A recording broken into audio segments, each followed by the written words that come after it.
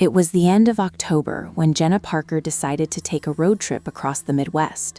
She had always loved the autumn leaves, the empty highways, and the sense of freedom that came with being completely alone. Her car hummed along the winding roads of Illinois, the sun setting behind thick clouds, casting everything in a dull gray light. She glanced at her GPS and noticed a small town labeled Harrowsville, a place she had never heard of. Curious, she decided to take a detour. The road narrowed, bordered by dense forests that seemed to swallow the fading light. Birds were nowhere to be seen, and the usual hum of cicadas was absent. A strange silence pressed down on her, but Jenna shrugged it off.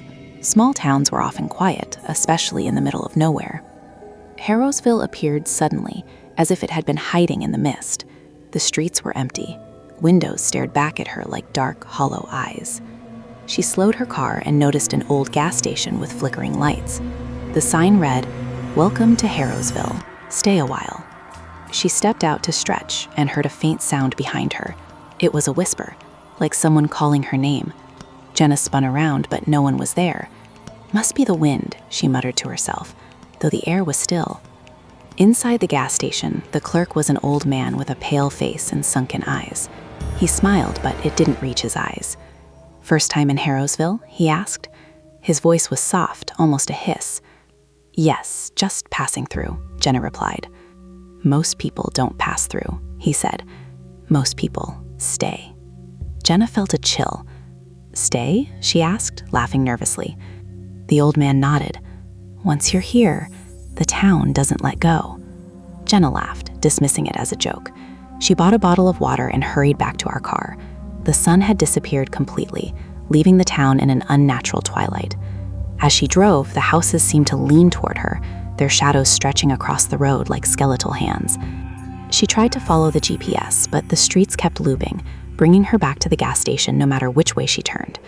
Panic started to rise in her chest. She tried honking, but the sound was swallowed by the silence. The trees seemed to lean closer, their branches tapping against her windshield like fingernails. Suddenly, she saw figures in the windows. People, or something that looked like people, stood motionless, staring at her. Their faces were pale, featureless, except for wide, hollow eyes that glimmered in the dark. Jenna's heart raced as she tried to drive faster, but the car seemed stuck in slow motion. Then she heard it, the whispers, hundreds of them, all around her. "Stay, stay, stay." The voices seemed to come from the very walls of the town. Jenna slammed on the brakes, but her car wouldn't stop. It rolled to a halt near the center of the town, where a decaying courthouse loomed. From the shadows, the figures emerged. They walked silently, slowly toward her car. Jenna locked the doors, but it felt meaningless. One of them tapped on her window, leaving a streak of black, cold liquid. She screamed and tried the ignition again, but the engine died. Desperate, she ran. The streets twisted unnaturally, turning into narrow alleys that weren't there moments before. The whispers grew louder, now accompanied by low moans and the rustling of unseen feet. Jenna turned a corner and came face to face with a mirror, an old, cracked mirror leaning against a wall. She stared into it and froze. Her reflection was wrong. Her eyes were hollow and her skin pale as the moon. Behind her in the reflection, the town's figure stood, closer than they were in reality, reaching out with hands that bent in impossible angles. The whispers were now chanting her name. Jenna, Jenna, Jenna. She ran, feeling their cold fingers brush her shoulders. Every street, every building looked the same. The town was endless, a labyrinth that refused to let her leave. Hours, or was it days, passed. Jenna had lost all sense of time.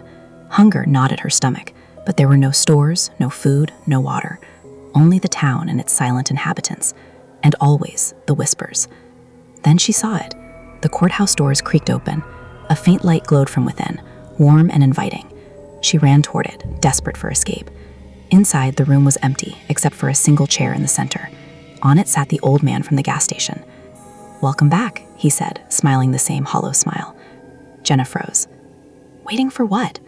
"To stay," he whispered, his voice blending with the others outside. "Forever." The walls began to shift. Shadows stretched, swallowing the corners of the room. The chair moved toward her as if alive.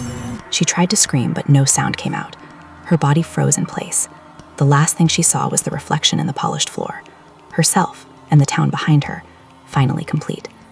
The next morning, a car drove down the highway past the empty fields of Illinois. It was a young woman, smiling at the sunset, unaware that Harrowsville lay just beyond the next curve. The town waited, always waiting.